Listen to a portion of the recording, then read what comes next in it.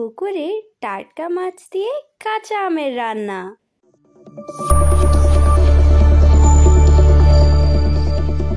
Hello everyone, আসসালামু আলাইকুম। কেমন আছেন সবাই? চলে আসলাম প্রতিবারের মতো নতুন আর একটি ব্লগ নিয়ে।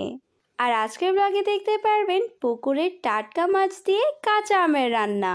জানি আপনারা কনফিউজড হয়ে গিয়েছেন, দুবাইতে আবার পুকুর আসলো কোথার থেকে?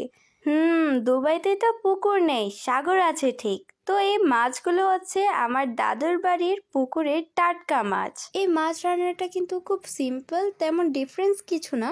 জাস্ট আম্মু কিভাবে কাঁচা আম দিয়ে মাছ রান্না করছে সেটাই আপনাদের সাথে শেয়ার করছি।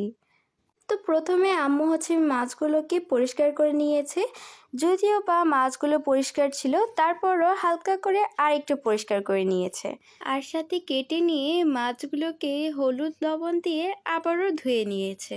আর এখানে মাছ তো বেশি, সেই জন্য 2 ভাগ করে নিয়েছে। 1 ভাগ ফ্রোজেন করে রাখবে, আরেক ভাগ কাঁচা আম দিয়ে রান্না করবে। তো আপনারা তো দেখতে পেরেছেন আম্মু কিভাবে রান্না স্টার্ট করেছিল। প্রথমে পেঁয়াজ, তারপর লবণ, হলুদ, মরিচ হালকা কুসুম গরম পানি দিয়ে কষিয়ে নিয়েছিল। তারপর মাছের মাথাগুলো দিয়ে আবারও কষিয়ে নিয়েছিল। এরপর সব মাছের মিডল পার্টগুলো অ্যাড করে দিয়েছে। তারপর অ্যাড করে দিয়েছিল কাঁচা আম, আর এর সাথে টমেটো, কাঁচামরিচও অ্যাড করে দিয়েছিল। তো এই ছিল আজকে পুকুরের টাটকা মাছ দিয়ে কাঁচা আমের রান্না।